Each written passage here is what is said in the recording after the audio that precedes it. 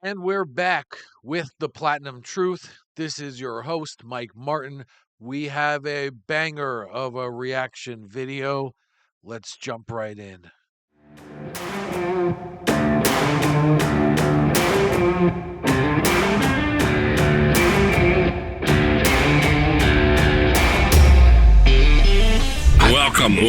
Welcome to the truth, the Platinum Truth. Are you ready? Live from Miami, Florida, USA, and broadcasting around the world. You're listening to the Platinum Truth Podcast, the show that covers everything going on that you need to know about. The people have voted. Are you ready? And now, here's your host, Mike Martin. All right, so this video is an interview about 2 weeks old on this individual on the left's channel. His name is Raymond Ibrahim. He is a very well-respected expert on Islam in the West. He's been making the rounds for a long time now, doing interviews. In this case, he's sitting down with a gentleman by the name of Peter Boghossian. I hope I pronounced that correctly. And Peter is an American philosopher and college professor. He was an assistant professor of philosophy at Portland State University for 10 years.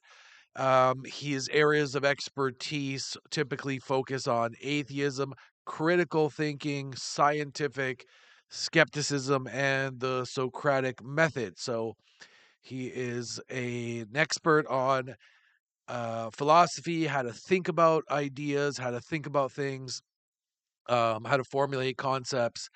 And he's sitting down, like I said, on Raymond Ibrahim's channel here. You can see Raymond is the author of many books, one of which is in the background here, the Two Swords of Christ, which I think is his latest book. And they're talking about Islam in the West. So let's run the interview, and I'm going to react to it for you, give you my thoughts. Here we go. Go to an Islamic museum, and I went to one where there are scriptures written all over the wall in Melbourne. I noticed that they're all from the beginning of the Quran. Talk to me about that, and talk to me about the Law of Abrogation. Sure. The Law of Abrogation, which is the most important part, which in Arabic is called al-nasikh wal-mansukh, which means that which is abrogated and that which abrogates, is basically the idea that, okay, so the Quran is supposed to be believed that Muhammad recited it. That's what the word Quran means, to recite, according to what Gabriel, the angel, told him to recite. And it's supposedly based on, literally the words of Allah as delivered to supposedly it's almost like the Mormon idea. There's a stele with the same words in heaven in Arabic. So the Quran was recited. Muhammad supposedly gets his first revelation around 610, and they continue until 632 when he dies, okay? Now, they got just thrown into a book later on as the Quran, and they were actually organized by length. A surah is essentially a chapter, and they just put the longest chapter first and the shortest at the very end. If you read it like that, it literally makes no sense. I mean, at best, it's poetry, and you don't even know what's going on, which is another reason why the hadith is so important, because the hadith talks about events in his life that then Muslims correspond to what's being said in the Quran, and then they try to make sense of it.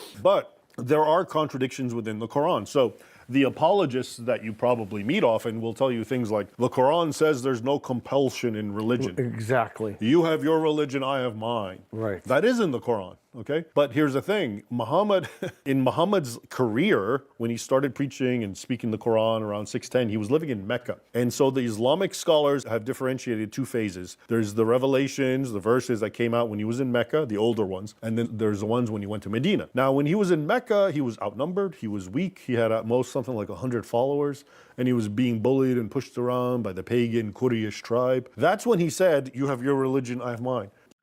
So just quickly to stop, this is important, and the reason why we're covering this video is to help the audience better understand Islam and the way it's acting in the West today when it's a minority, when it perceives itself as weaker than it wants to be, weaker than it is eventually quickly planning, striving to be. and how the Raymond is talking about the duplicitous nature that is consistently found in the Quran, in the Hadith, in and amongst Islam itself. Okay, and how the duplicitous nature, the two sides of this so-called religion, and it's not a religion, it's a political philosophy that essentially is a cult that is authoritarian in by definition. It does not believe in democratic principles, meaning it doesn't believe in everyone else having their own ideas and opinions. That's why you see Islam driving out everything in its way, everything that could possibly compete with it in the countries that Islam dominates in. It drives out Christianity, it drives out Judaism, it drives out everything, Buddhism, and it will not tolerate difference of opinion. It will not tolerate any kind of competing ideas. This is why this clip is important. Why our talks about Islam are important, because Islam, as I always say, does not jive with. It does not. It cannot be incorporated into Western civilization. It cannot be incorporated into democracies. It will only function in the capacity that it desires to as an authoritarian ideology. It is authoritarian nature. It is aggressively imperialistic, meaning it wants to conquer. It doesn't want to compete. It is a cult that celebrates death, meaning it celebrates and hoists death above life. It glorifies death more than it glorifies and celebrates life. That's why you have this thing about being a martyr. Okay, you didn't die, you became a martyr. Dying in every other normal way of looking at life is a tragedy. It's a sad thing. In a death cult, it's to be celebrated. And it's celebrated in Islam because they use it as a tool. They use death as a weapon, as a weapon against their enemies. That's why they have all the suicide bombings. That's why they celebrate this martyrdom complex where women are so brainwashed that they are not only willing to give up their children to this death cult, but are happy to do it. That will step forward to say, take my child, and my child will be dead, but that's so glorious. They'll do it to their husband, their brothers. It is a death cult. So, back to Raymond here. He is talking about why the Quran is by nature and has always been foundationally and fundamentally duplicitous. It exists in two ways depending on where it finds itself. If it finds itself in a place that it is not the dominating ideology, not the dominating force, it will fall back on playing the game it's playing in a certain capacity, and that's through a lot of deception and a lot of um, playing the system, playing democracies, playing foolish Westerners to look at it as a victim, things like that. That's where Islamophobia came from. And then when it finds itself in a place of strength, when it's dominating in a society, when it's the majority, in other words, or close to, when it's gaining power and it's not 2% of society, 4% of society, or like England, UK, 6% of society, and then it grows to 10, 20%, it becomes something else. It becomes aggressive. It becomes even nastier, not just in words, but then in actions. And then it starts to really accelerate its desire for domination. Let's get back to Raymond. Let's all respect each other, okay? Let's learn to coexist. There's no compulsion. Sorry, he's talking about the early days of Muhammad where he found himself not being as strong as he later would be because he didn't have the following he later would be. Okay. The Mecca and Medina are two places in current day Saudi Arabia where initially he found himself in one of those places where he was weak, where he had to act a certain way, or he'd be tossed out. He would be made fun of. He would be ridiculed. He'd be he'd be killed, whatever, and how that evolved to when Muhammad gained strength, he became the warlord instead of the preacher. In religion. That's when that came out. Then he did in 622 the Hijrah, where he went. Oh, that's right. He went to Medina, and now he became a So Mecca was the first place he ended up where he was weak. That's why in the Quran, the Mecca verses are talking more about cooperation, peace, tolerance, because he was forced to. tribal warlord. He became strong, he had followers, and then all of a sudden Allah started giving him more militant, more aggressive, offensive, going on the offensive verses. And those are in the end of the Quran. So yes, because it's now his later time, right? Yeah, so I asked my Quran teacher this. The law of abrogation isn't in the Quran. No, there is actually a verse that says something about, we give you something, but when a better thing comes along, we'll give you that. Oh, interesting. Okay, so the idea is Allah is giving Muhammad these rules as he goes along, but as Muhammad's circumstances change, Allah gives him a different modus operandi to follow. So think about that for a second. What kind of so-called religion changes based on the circumstances? That is essentially this so-called religion that doesn't have inherent truths built into it, doesn't have a foundation of how to look at life and how to proceed through life and how to treat people, but instead, it just depends. It depends how strong you are. It depends what you can do, how you can take advantage of people. Is that a religion? Is that a framework, religion being a framework on how to treat people, on how to look at life? No. No, it's a manual for domination. It's a manual for coercion. It's a manual for strategic manipulation.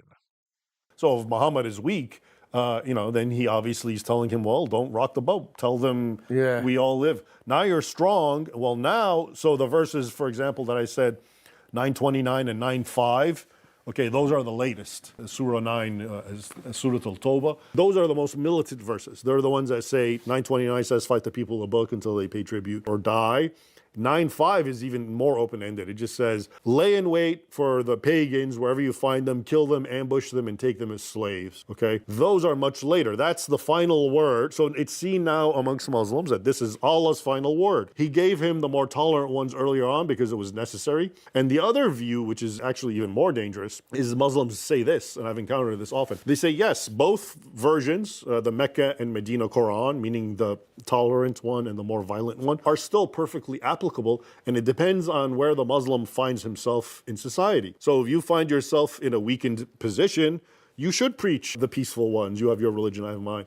If you find yourself stronger, then you should also go on the offensive. And So think about that for a second, why that's so important today with our discussion of Islam in the West.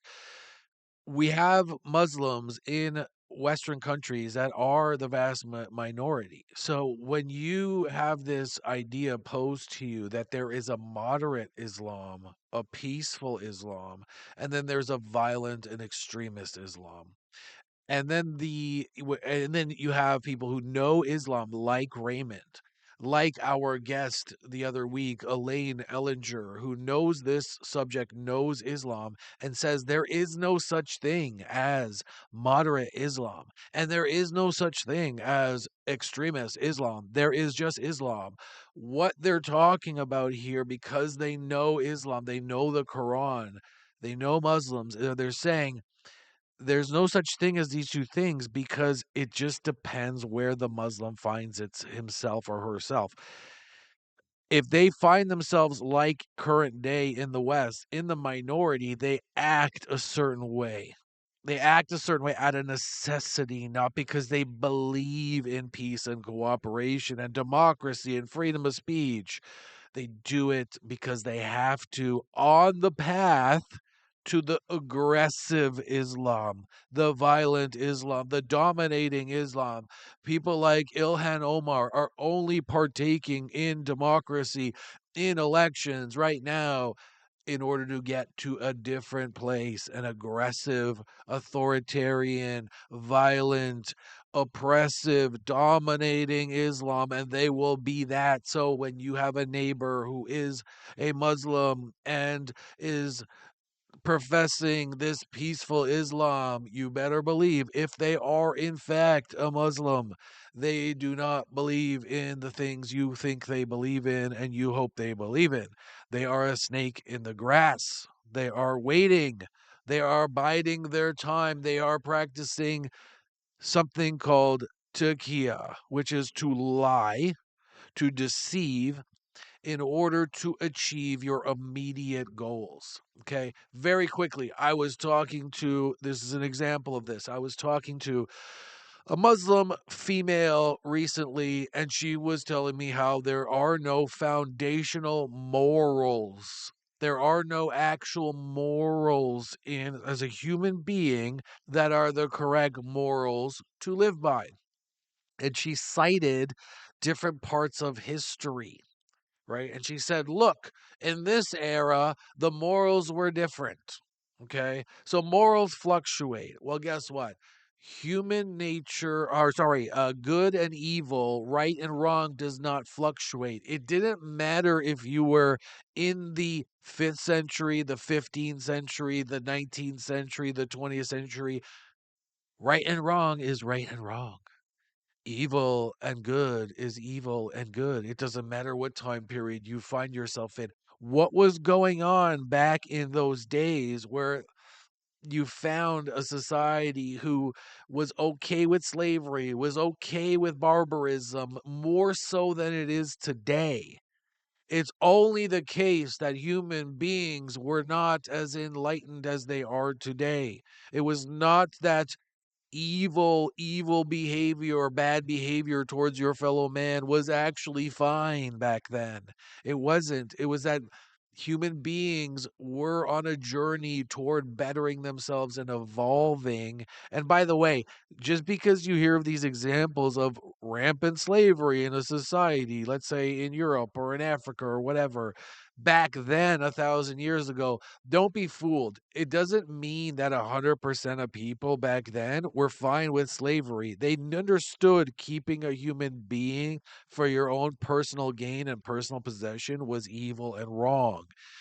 There just wasn't enough people who had the courage and the capacity to stand up for good versus evil, for right versus wrong. Everybody knew deep down inside what slavery was even back then. So when I was talking to this Muslim girl, I was trying to help her understand that there is actually a foundational right versus wrong, good versus evil. And it doesn't depend on the time period you're at, but she was a Muslim. She understood Islam. Islam teaches that you can shift good and evil depending on your circumstances, depending on what you have to gain, what you are able to gain. So, no wonder she believes that there is no foundational, abstract, objective good, because she has been taught through the perversion of Islam that there is no good and evil. It just depends on what you have to gain and ridiculous things like that, which is really sad and disgusting. And that's why Islam is not a religion. It's not a pamphlet or a guide for good behavior. It's a pamphlet and a guide for domination, for strategic manipulation, for dominance. I'm going to share with you a final amusing anecdote, Sure. which deals with a Somali. And this is back at the Library of Congress where I worked. And, he was a pious Muslim.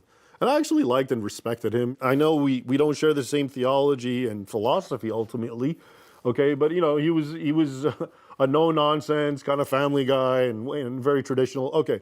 And we would have debates, though, theological debates. He was Really hate hearing when Raymond says stuff like I used to like him or respect him. What he's trying to say, really, and I think he should clarify this, because we cannot like and respect people who believe in evil cults at all. What he's doing is he's saying there are elements of this person that was decent, like he was a family person. But this has to be clarified because there's a lot of people out there that think, oh, there's good things to like and respect about Muslims and Islam. There isn't.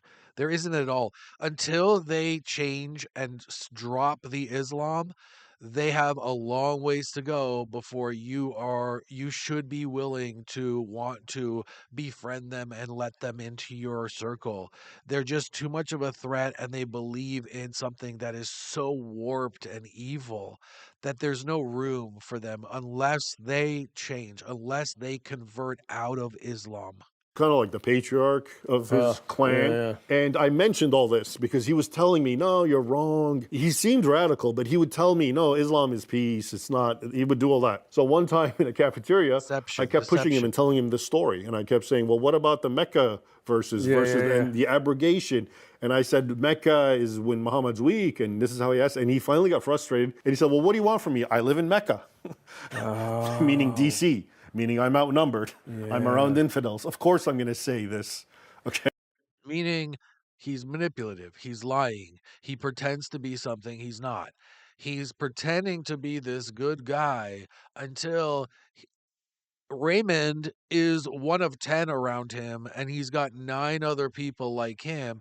And then you're going to see, Raymond, that there's nothing to love and respect about this man. He's going to put you under his slavery or kill you. So this is why I hate when people say this kind of shit like, oh, he was a good guy and stuff like that. He's not a good guy. He's only manipulating you. He's only manipulating you and being a good person to the extent that benefits him. There's nothing good about that. Oh, that's interesting. So do you believe that peaceful Western Muslims are practicing Taqiyya? I think say the word? Taqiyya. Taqiyya. Yeah, and that's another... Deceit. Do you believe that peaceful non-Muslims, peaceful Western Muslims are practicing? I believe a lot of them could be. And I know... They are. They absolutely are. Listen, if you are a Muslim and you are familiar with Islam, then that's exactly what you're doing. And if you call yourself a Muslim and you're not familiar with Islam and you're not practicing Islam or believe in it, then you're not really a Muslim. So by definition, if you are a Muslim, you call yourself a Muslim. If you believe in Islam, then you are practicing Taqiyya. You are deceiving, deceptive. You are not to be trusted. A lot of them have been caught doing this. You know, there's stories of, I remember writing about a story in Turkey where a group of Muslims went to a church. Christians are a very minority there, and they went to a church and they got to know the pastor and his family, and they feigned interest, and some of them got baptized. And then they got busted. It was all a big plot to murder him. Okay? This is what we need to talk about. We need to be aware of in the West. We need to handle our business in the West. This is what's going on in the West. This is, sadly, I hate to tell you this is what's going on with your neighbors. Okay? And to the extent that you don't want to accept it is to your detriment. And if you're a father or a mother or whatever you are, and it's your duty to protect the people around you, shame on you. Shame on you for putting forth your arrogance in thinking that the people like this are what you want to believe them to be instead of what they are, and putting your family safety in jeopardy. Shame on you. Shame on you. Your family relies on you to protect them. And if this isn't about your ego or wanting to be right, you are amongst deceptive, evil people who are not a fit in our society. They don't think like you. They don't want what you want. They want to destroy you. And they're pretending to be something they're not for as long as necessity dictates.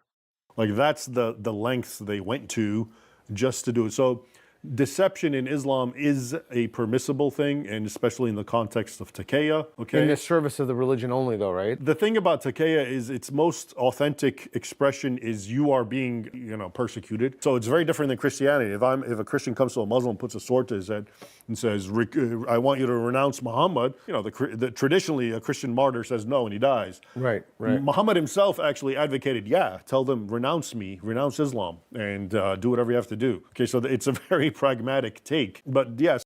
Yeah, pragmatic is a kind word. It's evil. It's nothing but evil. Pragmatic, I mean, I wish he wasn't so politically correct. You have to be realistic and be blunt, because there's people listening out there that hear pragmatic and they think that's a positive word, and it largely is in the context of our language. But in this case, it is not a positive word in the context of this example and in reality with regards to these people. Okay, it's evil. There is no, think about this, and I always say this, everything Christianity stands for, okay, everything, like what he said here, where if you are supposedly believe in something in Christianity, you have the integrity to even be threatened by death and still stand up and go, no, this is what's right, and I'm going to stand for what's right, even if my life is in jeopardy. Islam is the opposite. Islam will deceive and lie. Okay. It'll throw out its morals and say, well, I can lie.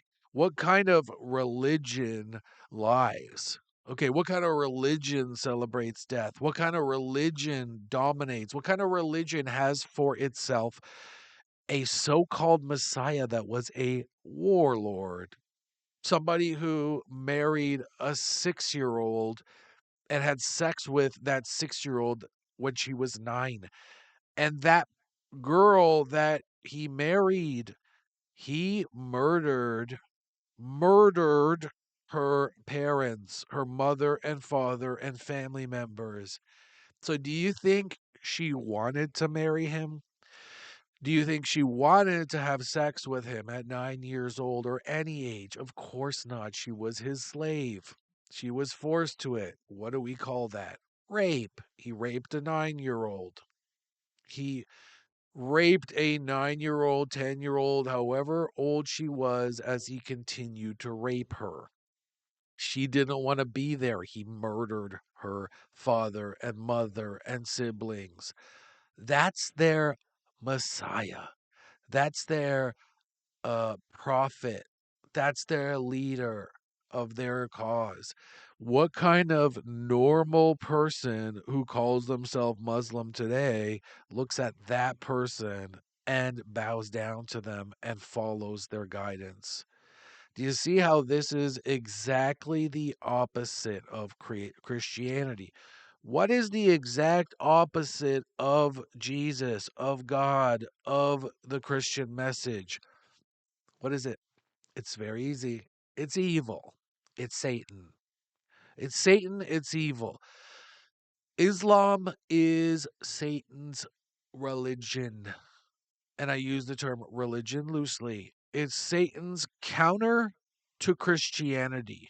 And if you're Jewish, you can even say it's the counter to Judaism. Okay? It's when Satan said, look how good Christianity is doing in this world. I need my own. Except I'm going to use my own to do what I do as Satan, as the devil, bankrupt souls. Okay. And that's why Satan adopted Islam as his own, as his book. That's why everything in Islam, save for a few examples that are used to manipulate people, those early years, they are the opposite of Christianity. What's the opposite of reading left to right? Reading right to left. What's the opposite of starting a book from the first page to the last? Starting the book on the last page, reading to the first. Everything is the opposite when it comes to Islam, the Quran, its messages. In Christianity, you do what when someone slaps your cheek? You turn the other cheek. You offer the other cheek because you believe in nonviolence. You're willing to even take violence to stand by what you believe in. What does Islam permit? What does Islam not just permit? What does it say it's your duty to do?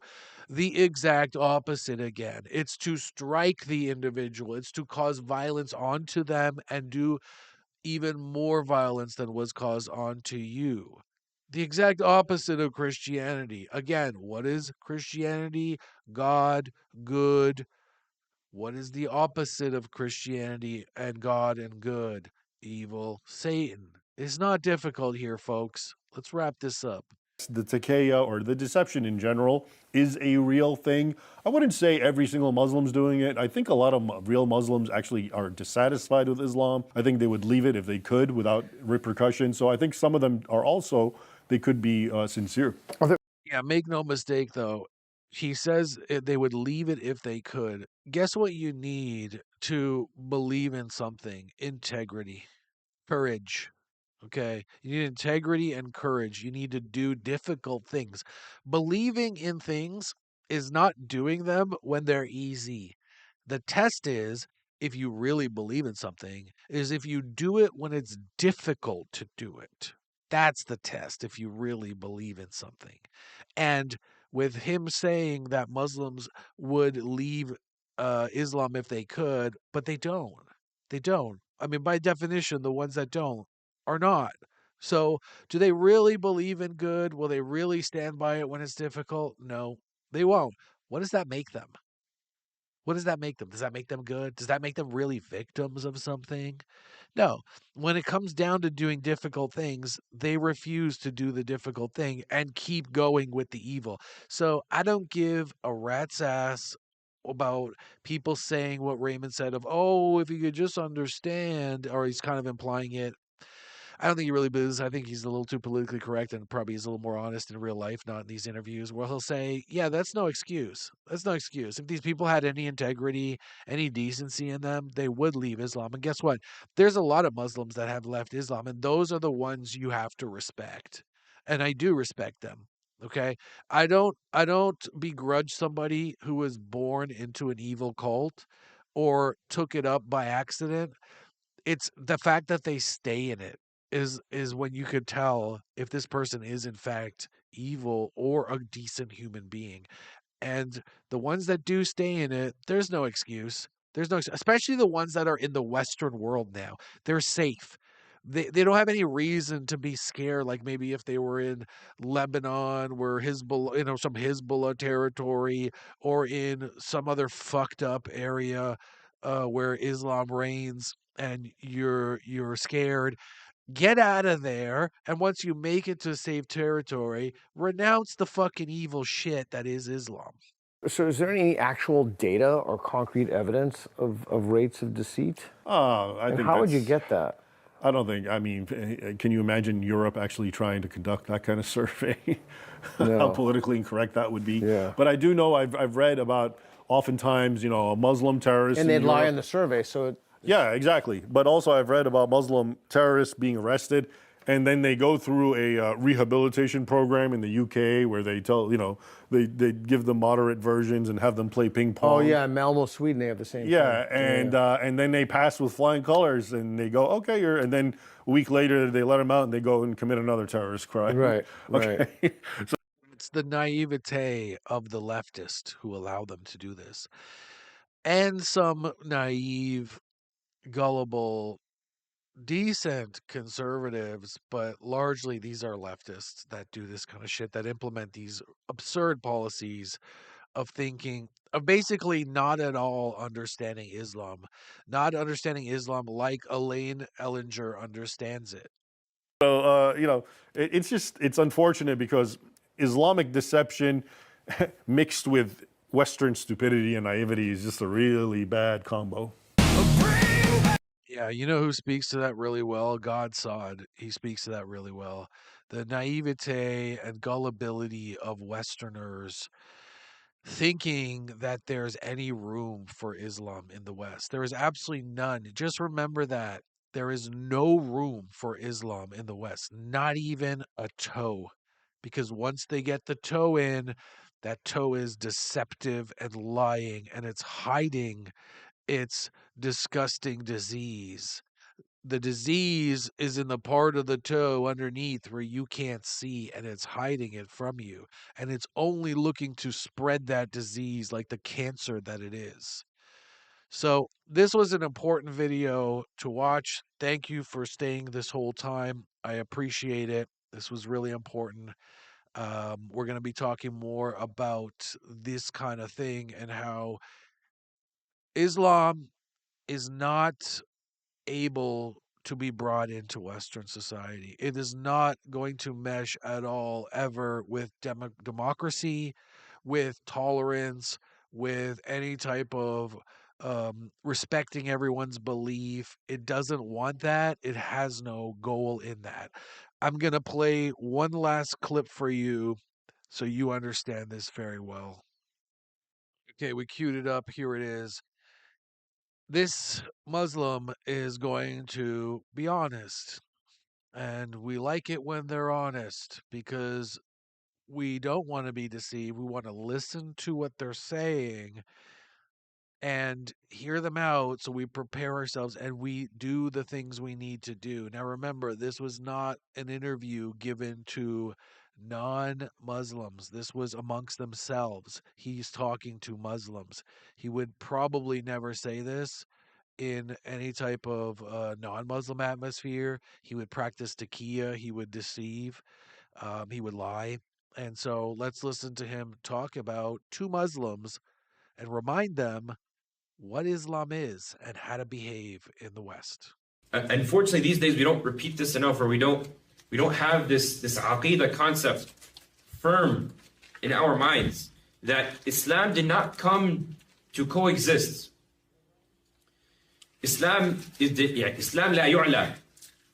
Islam يعلو ولا يعلى عليه. And Islam is raised high and nothing is raised above Islam. We can't think of Islam that it came to live with these other religions in the sense that Islam is a religion amongst those religions and they have a share with the truth.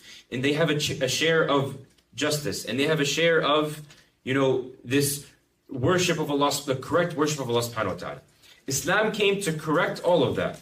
Islam came to remove the oppression of all those religions, and it is the only truth, and it is the only way to justice. Okay, there you go. Listen to them. They're telling you they have no desire to participate. They have no desire to coexist. They don't believe their cult, their political ideology masquerading as a religion tells them that Islam is above everything and as per God's will, as per Allah's will, here it is. When he was talking in Arabic, Islam is always superior and should never be surpassed. Okay, he's telling you that Islam is raised high and nothing is raised above Islam. What is the nothing raised above Islam? Western laws. Okay, the laws of the land. The laws in a Western country like Canada, Australia, Germany, United States, France, they do not supersede Islam. Okay, Islam is superior. What Islam says about how to conduct oneself is the way to go, not the laws of the land. Again, the opposite of what Christianity says. Jesus says, give unto Caesar what is Caesar's, meaning allow the government to have their ground, their role in society. Laws in society are the role of government, not of Christianity. Separation of church and state. Okay. Islam does not follow that. Islam is above the state. It is the state. That's why it's a political ideology, an authoritarian ideology, almost exactly like Nazism, except with Nazism, you have a master race. With Islam, you have a master cult. Okay.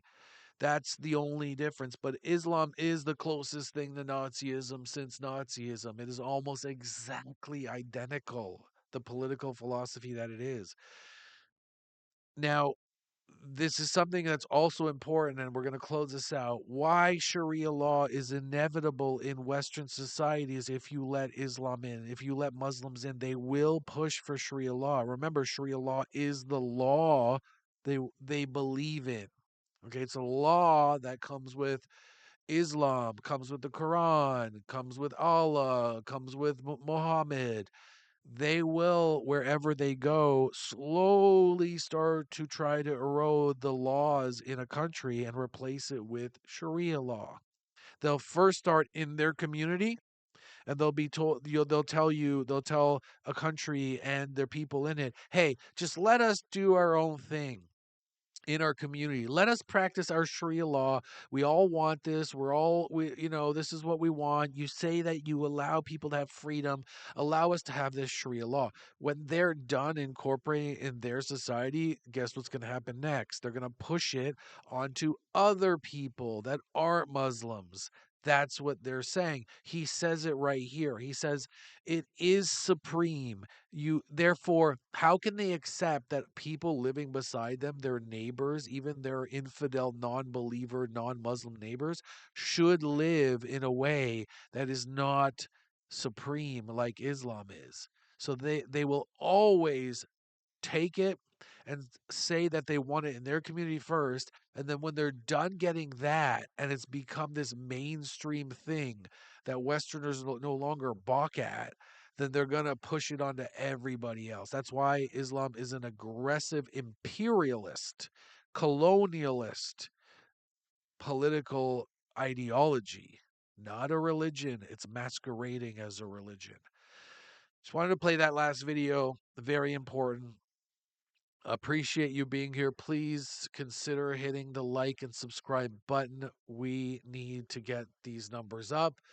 We need to get monetized. Then we need to get all kinds of things happening that come with greater attention. Okay. So if you like this message, please consider hitting the like button, the subscribe button, and because it's only going to be able to get this message out and warn the rest of the people in the West what we're dealing with here. Okay. Thanks again. This has been Mike Martin. I'll be back soon. Appreciate you. Appreciate you being here and listening. Please comment, ask any questions you want in the comment section. Request any kinds of videos you'd like. I'm here for you. Thank you and see you again soon.